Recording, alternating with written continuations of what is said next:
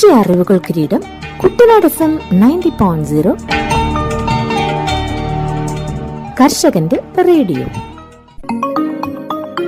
FACT കാർഷിക. ഈ പരിപാടിയുടെ സഹകരണം fertilisers and chemicals Travancore limited, Udyogamandal, Ernakulam. പ്രിയപ്പെട്ട കർഷക സുഹൃത്തുക്കളെ, രാസവളങ്ങളുടെ പ്രധാനമായും യൂറിയയുടെ അഭാവത്തെക്കുറിച്ച് ദിനംപ്രതി വാർത്താ മാധ്യമങ്ങളിലും മറ്റും വന്നുകൊണ്ടിരിക്കുകയാണല്ലോ. ശരിക്കും ഈ ഒരു അളവിൽ യൂറിയയുടെ ആപ്ലിക്കേഷൻ നമ്മുടെ മണ്ണുകൾക്ക് വേണോ എന്ന് നമ്മൾ തിരിച്ചറിയേണ്ടതാണ്. യൂറിയയുടെ അമിത ഉപയോഗം വിളകൾക്കും മണ്ണിനും പരിസ്ഥിതിക്കും മനുഷ്യന്റെ ആരോഗ്യത്തിനും ദോഷകരമാണ്. ഫോസ്ഫറസ്, പൊട്ടാസ്യം തുടങ്ങിയ മറ്റ് നിർണായക പോഷകങ്ങളെ സന്തുലിതമാക്കാതെ നൈട്രജനു വേണ്ടി യൂറിയയെ അമിതമായി ആശ്രയിക്കുന്നതാണ് അമിത പ്രയോഗത്തിന് പലപ്പോഴും കാരണം. ഇത് ചെടികൾക്ക് കേടുപാടുകൾ വരുത്താനും വിളവ് കുറയ്ക്കാനും വെള്ളവും വായുവും മലിനമാക്കാനും ഇടയാക്കും. മറ്റു രാസവളങ്ങളുമായി താരതമ്യം ചെയ്യുമ്പോൾ യൂറിയയുടെ വില പലപ്പോഴും കുറവാണ്. ഒരു ബാഗിന് 266 രൂപ എന്നത് പലപ്പോഴും കുറവാണ് എന്ന ഒറ്റൊരു ഘടകം വെച്ച് മാത്രമാണ് നമ്മൾ പലപ്പോഴും യൂറിയയെ ഇത്രയധികം ഉപയോഗിക്കുന്നത്. യൂറിയ എന്ന് പറയുന്നത് ഒരു സ്ട്രൈറ്റ് ഫെർട്ടിലൈസറാണ്. അതായത് നൈട്രജൻ എന്ന് പറയുന്ന ഒരു മൂലകം മാത്രമാണ് ഇത് സസ്യത്തിന് പ്രദാനം ചെയ്യുന്നത്. ഈ നൈട്രജൻ പ്രദാനം ചെയ്യാൻ വേണ്ടിയിട്ട് നമുക്ക് യൂറിയയെ മാത്രം ആശ്രയിക്കേണ്ട ഒരു സാഹചര്യമില്ല. അനവധി സോഴ്സുകളിൽ നിന്ന് നമുക്ക് ഈ നൈട്രജൻ ലഭ്യമാവുന്നതാണ്. മറ്റു രാസവളങ്ങളായ NPK അടങ്ങിയിരിക്കുന്ന കോംപ്ലക്സ് വളങ്ങൾ, ഓർഗാനിക് വളങ്ങൾ, നാനോ വളങ്ങൾ, ബയോ ഫെർട്ടിലൈസേഴ്സ് ഇവയിലെല്ലാം തന്നെ ചെടിക്ക് ആവശ്യമായ രീതിയിൽ നൈട്രജന്റെ അളവ് അടങ്ങിയിട്ടുണ്ട്. അമിതമായ യൂറിയ വളപ്രയോഗം മൂലം സസ്യങ്ങളെ ബാധിക്കുന്ന ദോഷങ്ങൾ. അമിതമായ യൂറിയയിലെ ഉയർന്ന ഉപ്പിന്റെ അളവ് മണ്ണിന്റെ ഓസ്മോട്ടിക് മർദ്ദം വർദ്ധിപ്പിക്കുന്നു. ഇത് വെള്ളത്തിന്റെ ഒഴുക്കിനെ വിപരീത ദിശയിലാക്കുകയും ചെടിയുടെ വേരുകൾക്ക് നിർജ്ജലീകരണം സംഭവിക്കുകയും ചെയ്യുന്നു. സസ്യങ്ങളുടെ വേരുകൾക്ക് കേടുപാടുകൾ സംഭവിക്കാനും നശിക്കാനും സാധ്യതയാണ്. ഉയർന്ന അളവിലുള്ള യൂറിയ പ്രത്യേകിച്ച് വിത്തുകൾക്കോ വേരുകൾക്കോ സമീപം വെക്കുമ്പോൾ വിഷാംശമുള്ളതും ചെടിയെ നശിപ്പിക്കുന്നതുമാവാം. യൂറിയ മണ്ണിൽ ശരിയായ രീതിയിൽ ചേർത്തില്ലെങ്കിൽ അത് വിഷാംശമുള്ള അമോണിയവാതകമായി മാറും. ഇത് തൈകൾക്കും ഇളം ചെടികൾക്കും ദോഷകരമാണ്. അമിതമായ നൈട്രജൻ ഇലകളുടെ സമൃദ്ധമായ വളർച്ചയെ പ്രോത്സാഹിപ്പിക്കുന്നു. എന്നാൽ ഇത് ദുർബലമായ തണ്ടുകൾ, പൂവിടാൻ കാലതാമസം, നിലവാരം കുറഞ്ഞ വിളവ് എന്നിവയ്ക്ക് കാരണമാകും. അമിതമായ യൂറിയ ഉപയോഗം വിളകളെ കീടങ്ങൾക്കും രോഗങ്ങൾക്കും കൂടുതൽ ഇരയാക്കുന്നു. അതുപോലെ തന്നെ അമിതമായ യൂറിയ ഉപയോഗം മൂലം മണ്ണിനെ ബാധിക്കുന്ന ദോഷങ്ങൾ. യൂറിയയുടെ വിഘടനം ഹൈഡ്രജൻ അയോണുകളെ പുറത്തുവിടും. ഇത് കാലക്രമേണ മണ്ണിന്റെ pH കുറയ്ക്കുന്നു. ഈ വർദ്ധിച്ച അമ്ലത്വം മറ്റ് അവശ്യ പോഷകങ്ങളുടെ ലഭ്യത കുറയ്ക്കുകയും മണ്ണിരകളെ പോലെയുള്ള ഗുണകരമായ സൂക്ഷ്മാണുക്കൾക്ക് ഹാനികരമാവുകയും ചെയ്യുന്നു. യൂറിയയുടെ അമിത ഉപയോഗം നൈട്രജൻ മാത്രമേ നൽകുന്നുള്ളൂ. ഇത് ഫോസ്ഫറസ്, പൊട്ടാഷ്യം, മറ്റ് സൂക്ഷ്മ പോഷകങ്ങൾ എന്നിവയുടെ കുറവിന് കാരണമാകുന്നു. മണ്ണിന്റെ ഈ അസന്തുലിതമായ ഘടന ചെടിയുടെ മൊത്തത്തിലുള്ള ആരോഗ്യത്തെ തകരാറിലാക്കുന്നു. യൂറിയയുടെ അമിത പ്രയോഗം മണ്ണിന്റെ ജൈവവസ്തുക്കളുടെ വിഘടനം വേഗത്തിലാക്കുന്നു. ഇത് മണ്ണിന്റെ കാർബൺ അളവ് കുറക്കുന്നു. മണ്ണിന്റെ ഘടന, വായുസഞ്ചാരം, ജലം നിലനിർത്താനുള്ള ശേഷി എന്നിവയെ പ്രതികൂലമായി ബാധിക്കുന്നു. ചില സൂക്ഷ്മജീവികൾക്ക് വളരാൻ യൂറിയ സഹായിക്കുമെങ്കിലും അമിതമായ യൂറിയ മറ്റുള്ളവയെ അടിച്ചമർത്തുന്നു. ഇത് പോഷകങ്ങളെ ചംക്രമണം ചെയ്യാനും രോഗങ്ങളെ ചെറുക്കാനുമുള്ള മണ്ണിന്റെ സ്വാഭാവിക ശേഷിയെ ദോഷകരമായി ബാധിക്കുന്നു. വരണ്ട പ്രദേശങ്ങളിലോ നീർവാർച്ച കുറഞ്ഞ മണ്ണിലോ യൂറിയയുടെ ആവർത്തിച്ചുള്ള ഉപയോഗം ഉപ്പ് അടിഞ്ഞുകൂടാൻ കാരണമാകും. ഇത് വെള്ളം വലിച്ചെടുക്കാനുള്ള ചെടികളുടെ കഴിവിനെ തടസ്സപ്പെടുത്തുന്നു. പരിസ്ഥിതിയെ ബാധിക്കുന്ന ദോഷങ്ങൾ. നൈട്രസ് ഓക്സൈഡ്, അമോണിയ എന്നിവയുടെ ഉത്പാദനത്തിന് യൂറിയ കാരണമാകുന്നു. ഇത് ഹരിതഗൃഹ വാതകങ്ങളുടെ ഉറവിടമാണ്. നൈട്രസ് ഓക്സൈഡ് ഒരു ശക്തമായ ഹരിതഗൃഹ വാതകമാണ്. ഇത് ഓസോൺ പാളിയുടെ കുറവിനും കാലാവസ്ഥാ വ്യതിയാനത്തിനും കാരണമാകുന്നു. ഈ പരിപാടി നിങ്ങൾക്കായി അവതരിപ്പിക്കുന്നത് FACT ഉദ്യോഗമണ്ഡൽ, എറണാകുളം. മണ്ണിന്റെ ആരോഗ്യവും ഉൽപാദനക്ഷമതയും വർദ്ധിപ്പിക്കുന്നതിനായി വളങ്ങളുടെ സന്തുലിതവും വിവേകപൂർണമായ ഉപയോഗം ഇന്ത്യ ഗവൺമെന്റ് സജീവമായി പ്രോത്സാഹിപ്പിക്കുന്നു. 2014 മുതൽ മണ്ണിന്റെ ആരോഗ്യവും ഫലപുഷ്ടിയും സംബന്ധിച്ച പദ്ധതി സംസ്ഥാനങ്ങളെ സംയോജിത പോഷക മാനേജ്മെന്റ് അഥവാ ഇന്റഗ്രേറ്റഡ് ന്യൂട്രിയൻ മാനേജ്മെന്റ് നടപ്പാക്കുന്നതിൽ സഹായിക്കുന്നു. ദ്വിതീയ സൂക്ഷ്മ പോഷകങ്ങൾ, ജൈവവളങ്ങൾ, ജീവാണുവളങ്ങൾ എന്നിവയ്ക്കൊപ്പം രാസവളങ്ങളുടെ യുക്തിസഹമായ ഉപയോഗം പ്രോത്സാഹിപ്പിക്കുന്നു. മണ്ണിന്റെ പോഷക നിലവാരത്തെക്കുറിച്ചുള്ള വിശദമായ വിവരങ്ങളും മണ്ണിന്റെ ഫലപുഷ്ടത മെച്ചപ്പെടുത്തുന്നതിന് ഉചിതമായ പോഷക അളവുകളെക്കുറിച്ചുള്ള ശുപാർശകളും സോയിൽ ഹെൽത്ത് കാർഡ് പരിപാടി കർഷകർക്ക് നൽകുന്നു. ഈ പദ്ധതി പ്രകാരം 25 കോടിയിലധികം സോയിൽ ഹെൽത്ത് കാർഡുകൾ വിതരണം ചെയ്തിട്ടുണ്ട്. ഇന്ത്യയിലുടനീളം 93,781 കർഷക പരിശീലനങ്ങൾ, 6.8 ലക്ഷം പ്രദർശനങ്ങൾ, 7,425 കർഷക മേളകൾ, മണ്ണിന്റെ ആരോഗ്യ കാർഡ് ശുപാർശകൾ പ്രോത്സാഹിപ്പിക്കുന്ന ക്യാമ്പയിനുകൾ എന്നിവ ഇതിൽ ഉൾപ്പെടുന്നു. പോഷക പരിപാലനം പ്രോത്സാഹിപ്പിക്കുന്നതിനായി 1985 വളപ്രയോഗ നിയന്ത്രണ ഉത്തരവ് പ്രകാരം ജൈവവളങ്ങൾ, ജീവാണുവളങ്ങൾ, എണ്ണ ശുദ്ധീകരിച്ച കേക്ക്, ജൈവ കാർബൺ എൻഹാൻസറുകൾ, നാനോ വളങ്ങൾ തുടങ്ങിയ ഇതര വളങ്ങൾ സർക്കാർ വിജ്ഞാപനം ചെയ്തിട്ടുണ്ട്. പരമ്പരാഗത കൃഷി വികാസ് യോജന പോലുള്ള പദ്ധതികളിലൂടെയാണ് ജൈവ കൃഷി പ്രോത്സാഹിപ്പിക്കുന്നത്. 3 വർഷത്തേക്ക് 1 ഹെക്ടറിന് 31,500 രൂപ സാമ്പത്തിക സഹായം നൽകുന്നു. വടക്കുകിഴക്കൻ മേഖലയ്ക്കുള്ള മിഷൻ ഓർഗാനിക് മൂല്യ ശൃംഖല വികസനം 3 വർഷത്തേക്ക് 1 ഹെക്ടറിന് 46,500 രൂപ, ജൈവ ഉൽപാദനത്തിന് 15,000 രൂപ നേരിട്ടുള്ള ആനുകൂല്യങ്ങൾ വാഗ്ദാനം ചെയ്യുന്നു. ഈ പരിപാടി നിങ്ങൾക്കായി അവതരിപ്പിക്കുന്നത് FECT ഉദ്യോഗമണ്ഡൽ എറണാകുളം.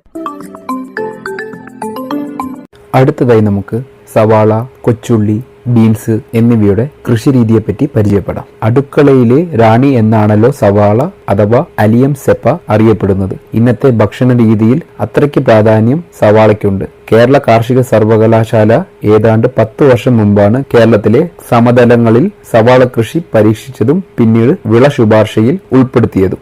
മഴ കുറഞ്ഞ കാലാവസ്ഥയാണ് സവാള കൃഷിക്ക് ഏറ്റവും യോജിച്ചത്. ഏതാണ്ട് 75 സെന്റിമീറ്റർ താഴെ മഴ ലഭിക്കുന്ന ഇടങ്ങളാണ് സവാള കൃഷിക്ക് അനുയോജ്യം. കൃഷിയുടെ ആദ്യ വളർച്ചാ കാലത്ത് ദിനദൈർഘ്യം കുറവുള്ളതും തണുപ്പുള്ളതുമായ ഒരു അവസ്ഥയും പിന്നീട് സവാള രൂപാന്തരപ്പെടുന്നതോടെ കൂടിയ ദിനദൈർഘ്യവും അന്തരീക്ഷ ഊഷ്മാവും ആകാം. അതുകൊണ്ട് കേരളത്തിലെ സമതലങ്ങളിൽ മഞ്ഞുകാലം എന്ന് പറയുന്ന നവംബർ മുതൽ ഫെബ്രുവരി വരെയുള്ള സമയങ്ങളിൽ തുറസായ കൃഷിയിടങ്ങളിൽ സവാള കൃഷി സാധ്യമാണെന്ന് പഠനങ്ങളിൽ നിന്നും കണ്ടെത്തിയിട്ടുണ്ട്. ഈ കാലങ്ങളിൽ മധ്യ കേരളത്തിൽ ലഭിക്കുന്ന ശരാശരി മഴ 40 മുതൽ 50 സെന്റിമീറ്റർ ആണ്. നല്ല വളക്കൂറും നീർവാഴ്ചയും പുളിരസം കുറഞ്ഞതുമായ മണ്ണാണ് സവാള കൃഷിക്ക് യോജിച്ചത്. കേരളത്തിലെ സമതലങ്ങളിൽ പല കർഷകരും ഗ്രോ ബാഗുകളിലും മഞ്ഞുകാലത്ത് സവാള കൃഷി ചെയ്തു വരുന്നുണ്ട്. നഴ്സറികളിൽ തൈ മുളപ്പിച്ച് പാകമായി തൈകൾ കൃഷിയിടത്തിൽ നടുന്ന രീതിയാണ് കേരളത്തിന് അനുയോജ്യമായത്. നവംബർ മാസത്തോടെ കൃഷിയിടത്തിൽ നടണം എന്നുള്ളതുകൊണ്ട് ഒക്ടോബർ ആദ്യ വാരത്തോടെ വിത്ത് പാകേണ്ടതാണ്. ഇതിനായി മഴമറയൽ ചെറുതടങ്ങൾ എടുത്ത് അതിൽ വരിയായി വിത്തുകൾ പാകാം. വിത്ത് പ്രോ ട്രേകളിലും പാകാം. അതിലെ ഓരോ കുഴിയിലും 2-3 വിത്ത് വീതം പാകാവുന്നതാണ്. നഴ്സറിയിൽ ആവശ്യാനുസരണം നന കൊടുക്കേണ്ടതാണ്. വളർച്ച ത്വരകങ്ങളുടെ ഇലതളിയും ശ്രദ്ധയോടെ നൽകേണ്ടതാണ്. കൈനടിയിൽ രീതിയിലുള്ള കൃഷിക്കായി 1 സെന്റ് സ്ഥലത്തേക്ക് 30 ഗ്രാം വിത്ത് വേണ്ടിവരും. ഇതിനായി ഉദ്ദേശം 2 ചതുരശ്രീ മീറ്റർ നഴ്സറി ഇടം കരുതേണ്ടതാണ്. 1 സെന്റ് കൃഷിയിടത്തിലേക്ക് 1000 മുതൽ 1500 തൈകൾ വേണ്ടിവരും. 6 മുതൽ 8 ആഴ്ച പ്രായമായ തൈകളാണ് പറിച്ചു നടേണ്ടത്. ഈ പ്രായമാകുമ്പോഴേക്കും തൈകളുടെ കടഭാഗത്ത് ഏതാണ്ട് 1 സെന്റിമീറ്റർ വണ്ണമുണ്ടായിരിക്കും. തൈകൾ പ്രായത്തേക്കാൾ ഉപരി കടവണ്ണമാണ് പറിച്ചു നടുന്നതിനായി ആരോഗ്യം നിർണ്ണയിക്കുന്ന പ്രധാന ഘടകം. ഇനങ്ങൾ കേരള കാർഷിക സർവകലാശാല നടത്തിയ പഠനങ്ങളിൽ സമതലങ്ങളിലേക്ക് യോജിച്ച ഇനങ്ങളാണ് N53, Agrifound dark red, Agrifound light red, Arka Prakriti, Arka Kalyan, Bhimashakti, Bhima super, Bangalore ഉള്ളി അഥവാ റോസ് ഉള്ളി ഇനത്തിൽപ്പെട്ട വലുപ്പം കുറഞ്ഞ ഇനങ്ങളായ അഗ്രിഫൗണ്ട് റോസ്, അർക്ക ബിന്ദു, വെള്ള ഇനങ്ങളായി അഗ്രിഫൗണ്ട് വൈറ്റ്, ഭീമശ്വേത, ഭീമശുഭ്ര എന്നിവയും. നടിയിൽ കേരള കാർഷിക സർവകലാശാല നടത്തിയ പഠനങ്ങളിൽ സമതലങ്ങളിൽ നവംബർ മധ്യവാരത്തോടെ തൈകൾ നടുന്നത് ഏറ്റവും മികച്ചതെന്ന് കണ്ടെത്തിയിട്ടുണ്ട്. ഇത്തരത്തിൽ നടുന്നതിനായി നഴ്സറി ഒരുക്കൽ, വിത്ത് ശേഖരിക്കൽ തുടങ്ങിയ ഒരുക്കങ്ങൾ സെപ്റ്റംബർ അവസാന വാരത്തോടെ ആരംഭിക്കേണ്ടതാണ്. പൂർണ്ണമായും സൂര്യപ്രകാശം ലഭിക്കുന്ന സ്ഥലം വേണം കൃഷിക്കായി തിരഞ്ഞെടുക്കാൻ. നന്നായി കിളച്ച സെന്റ് 1-ന് 100 കിലോ ജൈവവളം എന്ന തോതിൽ നൽകി നിലം ഒരുക്കാം. കേരളത്തിലെ മണ്ണിൽ പുളിരസം പൊതുവെ കൂടുതലാണ് എന്നുള്ളതുകൊണ്ട് സെന്റ് 1-ന് 2 കിലോ വീതം കുമ്മായം ഇട്ട് പാകപ്പെടുത്തിയ കൃഷിയിടങ്ങളിൽ വേണം കൃഷിയിറക്കാൻ. നനയ്ക്കാനുള്ള സൗകര്യം കണക്കാക്കി ചെറുതടങ്ങളിലോ വാരങ്ങൾ എടുത്ത് അതിന് ഇരുവശമായി തൈകൾ നട്ടുകൊടുക്കാം. തൈകൾ തമ്മിൽ ഒരു ചാണ അഥവാ 10 സെന്റിമീറ്റർ അകലം ഉണ്ടായിരിക്കണം. വരികൾ തമ്മിൽ 20 സെന്റിമീറ്ററും. തൈകൾ നഴ്സറിയിൽ നിന്നും ശ്രദ്ധയോടെ വലിച്ചെടുത്ത് തലഭാഗം അരിഞ്ഞു മാറ്റാവുന്നതാണ്. പ്രോ ട്രേകളിലുള്ള തൈകളാണെങ്കിൽ വേരിനോട് ചേർന്നുള്ള മാധ്യമം അടക്കം നട്ടുകൊടുക്കാം. വീട്ടുവളപ്പിൽ ഗ്രോ ബാഗിലുള്ള സവാള കൃഷിയാണ് കർഷകർക്ക് ഏറെ താല്പര്യം. നല്ല ഇളക്കമുള്ള മണ്ണും മെച്ചപ്പെട്ട പരിപാലനവും ഈ രീതിയിൽ സാധ്യമാകുന്നു എന്നതുകൊണ്ടാണ്. തൈകൾ നട്ട് 3 ആഴ്ച കഴിയുന്നതോടെ കളകൾ നീക്കം ചെയ്ത് ആദ്യ വളപ്രയോഗം നൽകാം. സെന്റ് 1-ന് 400 gram Factamfos, 200 gram urea, 100 gram potash എന്നിവ ചേർക്കാം. സവാള ചെടിക്ക് കാര്യമായ ഇലച്ചാർത്തും വേരുപടലവും ഇല്ലെന്നുള്ളതുകൊണ്ട് ഇടവിട്ട് വളം ഇട്ട് കൊടുക്കുന്നതാണ് നല്ലത്. ആദ്യ വളത്തിൽ ശേഷം 2 ആഴ്ച ഇടവിട്ട് 200 ഗ്രാം യൂറിയയും 100 ഗ്രാം പൊട്ടാഷ്യം വീതം 3 തവണകളിലായി നൽകാം. കൂടുതലായ മണ്ണ് കയറ്റി കൊടുക്കേണ്ട ആവശ്യമില്ല. മണ്ണിലെ വളപ്രയോഗത്തിനൊപ്പം വളർച്ചാ ത്വരകങ്ങളുടെ ഇലതല്ലി പ്രയോഗവും വിളവ് വർദ്ധിപ്പിക്കുന്നുവെന്നാണ് അനുഭവം. കാൽഷ്യം, മഗ്നീഷ്യം, ബോറോൺ, സൾഫർ എന്നീ മൂലകങ്ങൾ സവാളയുടെ വളർച്ചയെ നല്ല തോതിൽ സ്വാധീനിക്കുന്നു എന്നാണ് പഠനങ്ങളിൽ കണ്ടിരിക്കുന്നത്. അതുകൊണ്ട് തന്നെ സൂക്ഷ്മ മൂലകക്കൂട്ടുകളുടെയും ഇലതളിയും പലപ്പോഴും ആവശ്യമായി വന്നേക്കാം. വിളവെടുപ്പ്. തൈ നട്ട് ഏകദേശം 2 മാസമാകുന്നതോടെ മണ്ണിനോട് ചേർന്ന ചെടിയും ഘടഭാഗത്തെ വണ്ണം കൂടി മണ്ണിനടിയിൽ സവാള രൂപപ്പെടുന്നു. കേരളത്തിലെ സമതലങ്ങളിൽ ഏകദേശം 80 മുതൽ 85% ചെടികളിൽ മാത്രമേ സവാള പൂർണ്ണമായും വികസിച്ചു വരാറുള്ളൂ. ഏതാണ്ട് 90 മുതൽ 110 ദിവസം കഴിയുന്നതോടെ ചെടികൾ വാടി ഇലത്തണ്ട് ഒടിഞ്ഞു വീഴുകയും സവാള തടത്തിൽ കണ്ടു തുടങ്ങുകയും ചെയ്യും. ഈ അവസരത്തിൽ 3-4 ദിവസം നനനിർത്തി ഓരോ ചെടിയും വലിച്ചെടുക്കാം. ഇത്തരത്തിൽ വിളവെടുത്ത സവാള ഇലയടക്കം തണലിലോ ചായ്പിലോ 4-5 ദിവസം നിർത്തിയിടാം. അതിനുശേഷം സവാളയോട് ചേർത്ത് 1 സെന്റിമീറ്റർ മുകളിൽ വെച്ച് ഇലതണ്ട് മുറിച്ചു മാറ്റാം. ഇനി സവാള ഇളം വെയിലത്തിട്ട് ഉണക്കി സൂക്ഷിച്ചു വെക്കാം. ഇത് മാസങ്ങളോളം കേടുകൂടാതെ സംഭരിക്കാം. സമതലങ്ങളിൽ 1 സെന്റ് കൃഷിയിടത്തിൽ നിന്നും 20 മുതൽ 30 ഗ്രാം വിളവ് പ്രതീക്ഷിക്കാം. സവാളയുടെ അതേ കുടുംബത്തിൽപ്പെട്ട ചെറിയുള്ളിക്ക് അലിയം സെപ്പ വെറൈറ്റി അഗ്രിഗേറ്റം തെക്കേ ഇന്ത്യൻ സംസ്ഥാനങ്ങളിൽ ഏറെ പ്രാധാന്യമുണ്ട്. കേരളത്തിലെ പാലക്കാട്, ഇടുക്കി എന്നിവിടങ്ങളിൽ മഴനിഴൽ പ്രദേശങ്ങളായ അട്ടപ്പാടി, ചിറ്റൂർ, വട്ടവട, കാന്തല്ലൂർ എന്നിവിടങ്ങളിൽ ചെറിയുള്ളി കൃഷി വ്യാപകമായി കാണപ്പെടുന്നുണ്ട്. കണക്കുകൾ പ്രകാരം പാലക്കാട് 56 ഹെക്ടറിലും ഇടുക്കിയിൽ 4 ഹെക്ടറിലും ചെറിയുള്ളി ഉൽപാദനം നടക്കുന്നു. ഇതിന്റെ നടിയിൽ നന്നായി ഉണക്കി വിത്തിന് പാകമായ ഉള്ളി അല്ലി തിരിച്ച് നേരിട്ട് നടാൻ ഉപയോഗിക്കാം. 1 സെന്റ് സ്ഥലത്തേക്ക് 4 കിലോ വിത്ത് ഉള്ളി വേണ്ടിവരും. ഇതിന് പകരമായ സവാള വിത്തുകൾ പോലെ ചെറിയുള്ളി വിത്തുകളും ഇന്ന് ലഭ്യമാണ്. തമിഴ്നാട് കാർഷിക സർവകലാശാലയിൽ നിന്നുമുള്ള CO5, ബാംഗ്ലൂരിലെ ഇന്ത്യൻ ഇൻസ്റ്റിറ്റ്യൂട്ട് ഓഫ് ഹോർട്ടിക്കൾച്ചർ റിസർച്ചിൽ നിന്നുള്ള ആർക്ക ഉജ്വൽ എന്നീ ഇനങ്ങൾ ഏറെ മികച്ചതാണ്. 1.5 അടി അകലത്തിൽ എടുത്ത വാരങ്ങളിൽ 10 സെന്റിമീറ്റർ അകലത്തിൽ നടാം. നവംബർ മാസത്തോടെ കൃഷി ഇറക്കിയാൽ ജനുവരി മാസത്തോടെ വിളവെടുപ്പിന് പാകമാകും. 1 സെന്റിൽ നിന്നും 30 മുതൽ 40 കിലോ ചെറിയുള്ളി വിളവെടുക്കാം. അടുത്തതായി ബീൻസ്. നമ്മുടെ ആഹാരത്തിൽ പ്രോട്ടീൻ അഥവാ മാംസ്യം ലഭിക്കുന്നതിനുള്ള ഏറ്റവും ചിലവ് കുറഞ്ഞ സ്രോതസ്സാണ് പയറുവർഗ്ഗങ്ങൾ. ഏകദേശം 20 മുതൽ 25% പ്രോട്ടീൻ അടങ്ങിയ പയറുവിളയാണ് ബീൻസ്. ഉപയോഗരീതി അനുസരിച്ച് ബീൻസുകളിൽ പലതായി തരം തിരിച്ചിട്ടുണ്ട്. ഇതിൽ ഇളം പ്രായത്തിലുള്ള കായ്കൾ കറിക്കായി ഉപയോഗിക്കുന്ന സ്നാപ്പ് ബീൻ വിഭാഗത്തിൽപ്പെട്ട ഫ്രഞ്ച് ബീൻസ്, കോമൺ ബീൻസ് എന്നീ സാധാരണ ബീൻസ് ആണ് ഏറ്റവും പ്രചാരത്തിലുള്ളത്. രണ്ടാമത്തെ വിഭാഗത്തിൽ മൂത്ത കായ്കളിൽ നിന്നും പച്ചമണികൾ വേർതിരിച്ച് ഉപയോഗിക്കുന്ന ബട്ടർ ബീൻസ് ഇനങ്ങളാണ് കിഡ്നി ബീൻസും പിന്റോ ബീൻസും. ഇതിൽ തന്നെ മൂത്ത ബീൻസ് കായ്കൾ ആണ് വിപണിയിൽ ലഭിക്കുക. മൂന്നാമത്തെ വിഭാഗത്തിൽ മൂത്തു പാകമായ കായ്കളിൽ നിന്നും മണികൾ വേർതിരിച്ച് ഉണക്കി ഉപയോഗിക്കുന്നു. അതുകൊണ്ട് ഉണക്കിയ മണികൾ ആയാണ് വിപണിയിൽ ലഭിക്കുന്നത്. ഇതിൽപ്പെട്ടതാണ് രാജ്മയും റെഡ് ബീൻസുകളും. വട്ടവട, കാന്തല്ലൂർ, മറയൂർ പഞ്ചായത്തുകളിലെ ഗ്രാമങ്ങളിലും കുടികളിലുമായി ഈ 3 വിഭാഗത്തിലും പെട്ട ഓരോ പരമ്പരാഗത ബീൻസ് ഇനങ്ങളും ഇന്നും കൃഷി ചെയ്തു വരുന്നു. എന്നാൽ സമതലങ്ങളിലേക്ക് അനുയോജ്യമായത് സാധാരണ ബീൻസ് ഇനങ്ങളാണ്. കായിക വളർച്ചാരീതി അനുസരിച്ച് സാധാരണ ബീൻസുകളെ തന്നെ 2ആയി തരംതിരിച്ചിട്ടുണ്ട്: കുറ്റി ബീൻസും വള്ളി ബീൻസും. ഇതിൽ കുറ്റിച്ചെടിയായി വളരുന്ന കുറ്റി ബീൻസുകൾക്ക് കൃഷിച്ചെലവും വിലദൈർഘ്യവും കുറവാണെങ്കിലും വിളവും താരതമ്യേന കുറവാണ്. കുറ്റി ബീൻസിന്റെ പ്രധാന ഇനങ്ങൾ: ആർക്ക കോമൾ, ആർക്ക സുവിധ, ആർക്ക അനൂപ്, ആർക്ക സുമൻ, ആർക്ക ശരത്, ആർക്ക അർജുൻ. വള്ളി ബീൻസിന്റേത് ആർക്ക സി കുമൾ, ആർക്ക സുകോമൾ. ഇവ കൂടാതെ സ്വകാര്യ കമ്പനികളുടെ വിത്തുകളും വിപണിയിൽ ലഭ്യമാണ്. നടീൽ. കേരള കാർഷിക സർവകലാശാല നടത്തിയ ചില കൃഷിയിട പരീക്ഷണങ്ങളിൽ കേരളത്തിലെ സമതലങ്ങളിൽ ബീൻസ് കൃഷി സാധ്യമാണെന്ന് കണ്ടെത്തിയിട്ടുണ്ട്. നവംബർ മുതൽ ഫെബ്രുവരി വരെയുള്ള വിളകാലമാണ് അനുയോജ്യം. മലമ്പ്രദേശങ്ങളിൽ വർഷം മുഴുവനും ബീൻസ് കൃഷിക്ക് യോജിച്ചതായിട്ടാണ് കണക്കാക്കുന്നത്. വർഷകാലങ്ങളിൽ മഴമറയ്ക്കുള്ളിലെ ബീൻസ് കൃഷി മെച്ചപ്പെട്ട വിളവ് നൽകുന്നതായും കണ്ടിട്ടുണ്ട്. ഈ പരിപാടി നിങ്ങൾക്കായി അവതരിപ്പിക്കുന്നത് FECT ഉദ്യോഗമണ്ഡൽ എറണാകുളം. നമോ ഡ്രോൺ ദീദി പദ്ധതി. Department of agriculture and farmers welfare, department of rural development, ministry of fertiliser എന്നിവയുൾപ്പെടെയുള്ള പ്രധാന സർക്കാർ വകുപ്പുകൾ സഹകരിച്ച് രൂപകൽപ്പന ചെയ്ത ഒരു കേന്ദ്രമേഖലാ പദ്ധതിയാണ് നമോ ഡ്രോൺ ദീദി പദ്ധതി. നാനോ വളങ്ങളുടെയും കീടനാശിനികളുടെയും കൃത്യമായ സ്പ്രേ ചെയ്യുന്നതിനായി കാർഷിക മേഖലയിൽ ഡ്രോണുകളുടെ ഉപയോഗം പ്രോത്സാഹിപ്പിക്കുന്നതിന്, സ്ത്രീകളുടെ പങ്കാളിത്തത്തിനും മുഖ്യധാര കൃഷിയിൽ അവരുടെ സുസ്ഥിരമായ പങ്കാളിത്തത്തിന് ഊന്നൽ നൽകാനാണ് ഈ സംരംഭം ലക്ഷ്യമിടുന്നത്.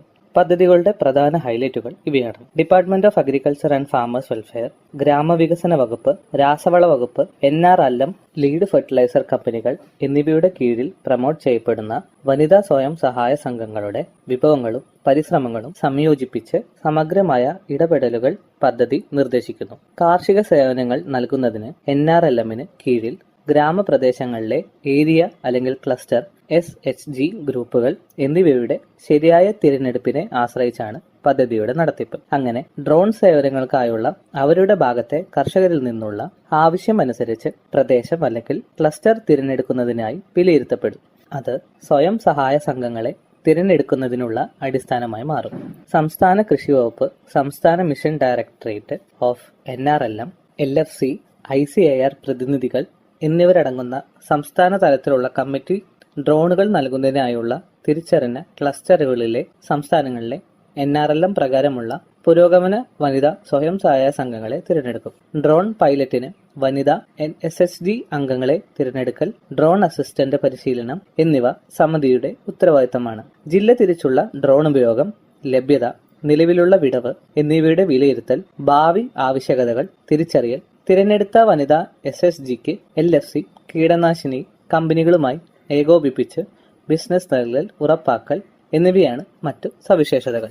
യോഗ്യരായ വനിതാ സ്വയം സഹായ സംഘങ്ങളിലെ അംഗങ്ങളിൽ നിന്നും ഒരാളെ 15 ദിവസത്തെ പരിശീലനത്തിനായി തിരഞ്ഞെടുക്കും. അതിൽ 5 ദിവസത്തെ നിർബന്ധിത ഡ്രോൺ പൈലറ്റ് പരിശീലനവും കാർഷിക ആവശ്യത്തിനായും കീടനാശിനി പ്രയോഗത്തിനും വേണ്ടി അധിക 10 ദിവസത്തെ പരിശീലനവും ഉൾപ്പെടുന്നു. NRLMന് കീഴിൽ SHGയിലെ മറ്റ് അംഗങ്ങൾക്ക് ഇലക്ട്രിക്കൽ സാധനങ്ങളുടെ അറ്റകുറ്റപ്പണികൾ, ഫിറ്റിംഗ്, മെക്കാനിക്കൽ ജോലികൾ എന്നിവ ഏറ്റെടുക്കാൻ താൽപ്പര്യമുള്ളവർക്ക് ഡ്രോൺ സഹായിയായി പരിശീലനം നൽകും. തിരിച്ചറിഞ്ഞ സ്വയം സഹായ സംഘങ്ങൾക്ക് NRLM പ്രകാരം ഡ്രോണുകൾ വാങ്ങുന്നതിനുള്ള സാമ്പത്തിക സഹായവും വായ്പയും നൽകും. NRLMന് കീഴിൽ SHGകൾ ഡ്രോണുകൾ വാങ്ങുന്നതിനും റിപ്പയർ ചെയ്യുന്നതിനും ഡ്രോണുകളുടെ പരിപാലനത്തിനും ഡ്രോൺ കമ്പനികൾ മുഖേന നേരിടേണ്ടി വരുന്ന ബുദ്ധിമുട്ടുകൾ കണക്കിലെടുത്ത് LFCകൾ ഡ്രോൺ നിർമ്മാണ കമ്പനികൾക്കും SHGക്കും ഇടയിൽ ഒരു പാലമായി പ്രവർത്തിക്കും. ബന്ധപ്പെട്ട SHGകളുടെ ക്ലസ്റ്റർ ലെവൽ ഫെഡറേഷനുമായുള്ള മെമ്മോറാണ്ടം ഓഫ് അണ്ടർസ്റ്റാൻഡിംഗ് വഴി LFCകൾ ഡ്രോണുകൾ വാങ്ങുകയും SHGകൾക്ക് ഡ്രോണുകളുടെ ഉടമസ്ഥാവകാശം നൽകുകയും ചെയ്യും. അവയുടെ അറ്റകുറ്റപ്പണികൾക്കായുള്ള സ്വയം സഹായ സംഘങ്ങളുമൊത്തുള്ള ഡ്രോണുകൾ, നാനോ വളങ്ങളുടെ ഉപയോഗം LFCകൾ പ്രോത്സാഹിപ്പിക്കും. നാനോ വളത്തിനും കീടനാശിനി പ്രയോഗത്തിനുമായി കർഷകർക്ക് ഡ്രോൺ സേവനങ്ങൾ SHGകൾ വാടകയ്ക്ക് നൽകുകയും SHGകൾക്ക് അധിക വരുമാനം നേടുകയും ചെയ്യും. നമോ ഡ്രോൺ ദീദിയുടെ പ്രധാന സവിശേഷതകൾ ഇവയാണ്: ഡ്രോൺ വാങ്ങുന്നതിന് NRLM SHGകൾക്ക് സബ്സിഡി നൽകുന്നു. ഡ്രോൺ വിലയുടെ 80% സബ്സിഡിയായി 8 ലക്ഷം രൂപയും നൽകുന്നു. ഡ്രോണിന്റെ ബാക്കി ചിലവിന് AIFൽ നിന്ന് വായ്പാ സൗകര്യം, അതുപോലെ 3% പലിശ നിരക്കിൽ ഈസി ലോണും നൽകുന്നതാണ്. ഡ്രോൺ പാക്കേജിന്റെ ഭാഗമായി ഡ്രോൺ പൈലറ്റ് പരിശീലനവും ഡ്രോൺ വഴി അധികമായി വരുമാനം നേടാനുള്ള അവസരവും ലഭിക്കുന്നു. ഈ പരിപാടി നിങ്ങൾക്കായി അവതരിപ്പിക്കുന്നത് FECT ഉദ്യോഗമണ്ഡൽ, എറണാകുളം. അടുത്തതായി FACTയിൽ നിന്ന് കർഷകർക്ക് ലഭിക്കുന്ന രാസവളങ്ങളും അതുപോലെ ജൈവവളങ്ങളെയും പറ്റി പരിചയപ്പെടാം. ഭാരത് NPK 20-20-013 ഫാക്ടിന്റെ സ്വന്തം ഉൽപ്പന്നമായ ഫാക്ടം ഫോഴ്സ് ഇപ്പോൾ അതേ ഇരട്ട ആന ബ്രാൻഡ് ചിഹ്നത്തിൽ ഫാക്ടിൽ നിന്ന് ഭാരത് NPK 20-20-013 ആയി ലഭിക്കുന്നതാണ്. 5 പതിറ്റാണ്ടിലേറെയായി അതേ ഗുണമേന്മയിൽ കൊച്ചിയിലെ അമ്പലമേട് ഉദ്യോഗമണ്ഡലിൽ വളം നിർമ്മാണശാലയിൽ നിന്ന് ഈ ഉൽപ്പന്നം നിർമ്മിച്ചുകൊണ്ടിരിക്കുന്നു.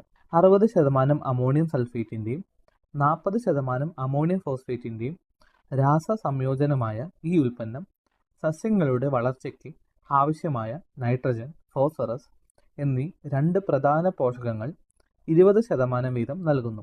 കൂടാതെ ഇന്ത്യൻ മണ്ണിൽ നിർണായക മൂലകമായ സൾഫറും 13% വീതം ഇതിൽ അടങ്ങിയിട്ടുണ്ട്.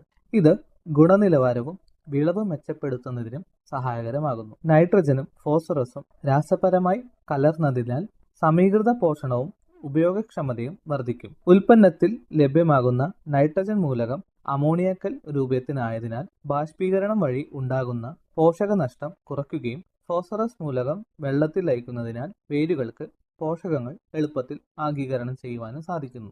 ഫാക്ടംവേഴ്സ് അടിവളമായും മേൽവളമായും ഉപയോഗിക്കാം. Bharat NPK 20.5-00-23. Fact ammonium sulphate ഇപ്പോൾ അതേ ഇരട്ട ആന ബ്രാൻഡ് ചിഹ്നത്തിൽ FACTയിൽ നിന്ന് ഭാരത് NPK 20.5-00-23 എന്ന പേരിൽ ലഭ്യമാണ്.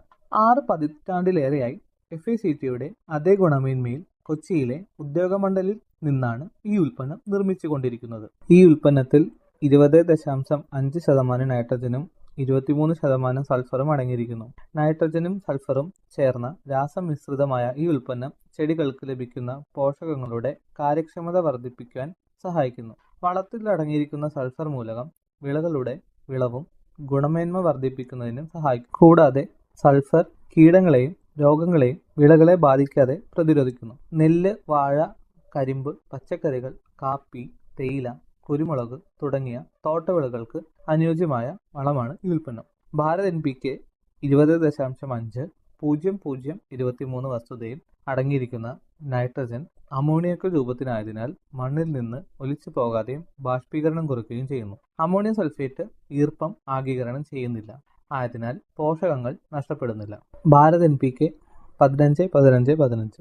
FACT NPK 15-15-15 എന്ന അളവിൽ നൈട്രജൻ, ഫോസ്ഫറസ്, പൊട്ടാസ്യം എന്നീ 3 പ്രധാന പോഷകങ്ങൾ 15% വീതം തുല്യ അളവിൽ അടങ്ങിയിരിക്കുന്നു. NPK 15-15-15ന്റെ പ്രയോഗം മൂലം വിളകളുടെ വളർച്ച, വേര് വികസനം, മെച്ചപ്പെട്ട വിളവ് എന്നിവ വർദ്ധിപ്പിക്കുന്നു. നൈട്രജൻ വിളകളുടെ വളർച്ചയ്ക്കും ഫോസ്ഫറസ് വേരുകളുടെ വികസനം വർദ്ധിപ്പിക്കുവാനും പൊട്ടാസ്യം രോഗപ്രതിരോധത്തിനും വളർച്ചയെ പ്രോത്സാഹിപ്പിക്കുന്നതിനും സഹായിക്കുന്നു. കൂടാതെ 3 പോഷകങ്ങളും മൊത്തത്തിലുള്ള വളർച്ചയ്ക്ക് വിളവ് ഉറപ്പിക്കുന്നതിനും പ്രധാന പങ്ക് വഹിക്കുന്നു. ഈ വളങ്ങൾ ചെറിയ കൃഷിയിടങ്ങളിൽ അല്ലെങ്കിൽ അടുക്കള തോട്ടങ്ങൾക്ക് അനുയോജ്യമാണ്. ഈ വളം ഫാക്ട് സ്ഥാപനത്തിന്റെ ഇരട്ട ആനമുദ്രയിൽ കർഷകർക്ക് വിതരണം ചെയ്യപ്പെടുന്നു. FACTയിൽ നിന്നും ഭാരത് MOP. FACT MOPയിൽ 60% പൊട്ടാഷ് അടങ്ങിയിട്ടുണ്ട്.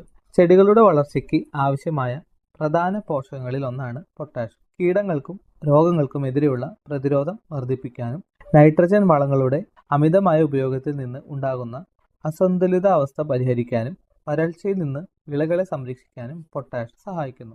ധാന്യങ്ങളുടെ വലിപ്പവും വിളവിന്റെ ഗുണനിലവാരവും വർദ്ധിപ്പിക്കാൻ പൊട്ടാസ്യം സഹായിക്കുന്നു. നിലക്കടല, സൂര്യകാന്തി തുടങ്ങിയ എണ്ണക്കുരുക്കളിൽ എണ്ണയുടെ അളവ് വർദ്ധിപ്പിക്കാൻ പൊട്ടാസ്യം സഹായിക്കുന്നു. പൊട്ടാഷ് വളം ഫാക്ട് സ്ഥാപനത്തിന്റെ ഇരട്ട ആനമുദ്രയിൽ കർഷകർക്ക് വിതരണം ചെയ്യപ്പെടുന്നു. വാഴ, നെല്ല്, കരിമ്പ്, പച്ചക്കറികൾ തുടങ്ങിയ എല്ലാ വിളകൾക്കും പൊട്ടാസ്യം ഉപയോഗിക്കാവുന്നതാണ്. ഫാക്ട് ഓർഗാനിക് എന്നത് FCO നിർദ്ദേശങ്ങൾ പ്രകാരം വികസിപ്പിച്ചെടുത്ത് ഫാക്ട് വിപണനം ചെയ്യുന്ന ഒരു പ്രകൃതിദത്ത ജൈവവളമാണ്. ഫാക്ട് ഓർഗാനിക് മണ്ണിന്റെ ഘടന, ജലം നിർത്താനുള്ള ശേഷി തുടങ്ങിയവയെ മെച്ചപ്പെടുത്തുന്നു. ഈ ജൈവവളത്തിൽ 12% ഓർഗാനിക് കാർബണും ചെറിയ അളവിൽ NPKയും അടങ്ങിയിരിക്കുന്നു. ഇതുകൂടാതെ കാൽസ്യം, മഗ്നീഷ്യം, സൾഫർ മൂലകങ്ങളും കൂടാതെ ഇരുമ്പ്, സിങ്ക്, ബോറോൺ തുടങ്ങിയ സൂക്ഷ്മ പോഷകങ്ങളും ചെറിയ അളവിൽ നൽകുന്നു. ഫാക്ട് ഓർഗാനിക് എല്ലാ മണ്ണിലും, എല്ലാ വിളകളിലും, എല്ലാ സീസണിലും പ്രയോഗിക്കാവുന്നതാണ്. ഫാക്ട് ഓർഗാനിക്കിന്റെ ഉപയോഗം മൂലം മണ്ണിരയുടെ എണ്ണത്തിലും ഗണ്യമായ വർധനവുണ്ടാകുന്നു. കൂടാതെ മണ്ണിൽ വായുസഞ്ചാരം വർദ്ധിക്കുന്നു. അമ്ലാവസ്ഥയും ക്ഷാരാവസ്ഥയും പോലുള്ള അസാധാരണ അവസ്ഥകളിൽ നിന്ന് മണ്ണിന്റെ pHനെ ഫാക്ട് ഓർഗാനിക് നിയന്ത്രിക്കുന്നു. ഫാക്ട് ഓർഗാനിക്കിന്റെ ഉപയോഗം മൂലം വേരുകളുടെ വളർച്ച മെച്ചപ്പെടുത്തുകയും ഉൽപാദനക്ഷമത വർദ്ധിക്കുകയും ചെയ്യുന്നു. ഫാക്ട് ഓർഗാനിക് ജൈവ കൃഷിക്കും പഴം, പച്ചക്കറി തോട്ടങ്ങൾക്കും അടുക്കള തോട്ടങ്ങൾക്കും അനുയോജ്യമാണ്. ഫാക്ട് ഓർഗാനിക് പ്ലസ് ഫാക്ട് വിപണനം ചെയ്യുന്ന ഒരു കോഴി അധിഷ്ഠിത പ്രകൃതിദത്ത വളമാണ് ഓർഗാനിക് പ്ലസ്. കൂടാതെ ഈ ജൈവവളം FCO നിർദ്ദേശങ്ങൾ പ്രകാരം വികസിപ്പിച്ചെടുത്തതാണ്. ഓർഗാനിക് പ്ലസ് മണ്ണിന്റെ ഘടന മെച്ചപ്പെടുത്തുകയും ജലം നിർത്താനുള്ള ശേഷിയും വർദ്ധിപ്പിക്കുന്നു.